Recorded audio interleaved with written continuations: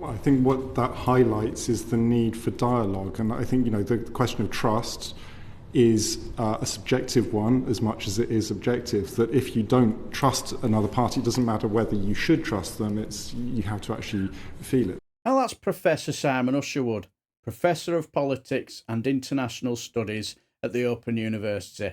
And he's given a massive spoonful of honey towards this utter nonsense of a question from our Tory thug, Gurning Gullis, in the same Business and Trade Committee meeting where our big Brexit business fan, Catherine McBride, was appearing at. Thank you, Chair. Mr. Usherwood, Professor Usherwood, you talked to us there about obviously the UK side in terms of the relationship and where the EU may have felt aggrieved by UK actions.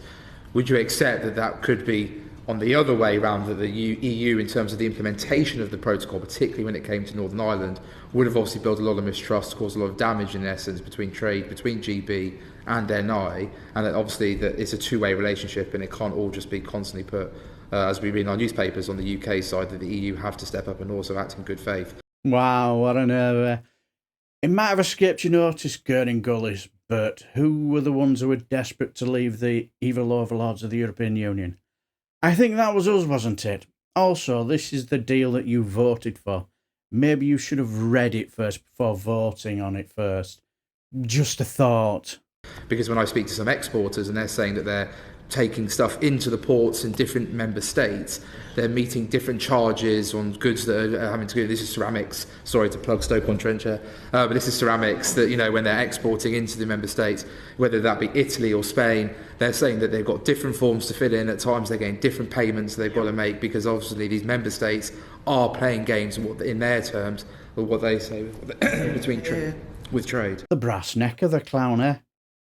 But anyway, time for some rationality now. Go get him, Professor Simon Usherwood, and take no prisoners. Well, I think what that highlights is the need for dialogue. And I think, the question of trust is a subjective one as much as it is objective. That if you don't trust another party, it doesn't matter whether you should trust them, you have to actually feel it. So I think that the need for ongoing close negotiation and cooperation, dialogue to address those kinds of issues, and where that's against the provisions of the TCA, for example, then taking action to address it. You have extensive dispute settlement mechanisms if you want to make use of those.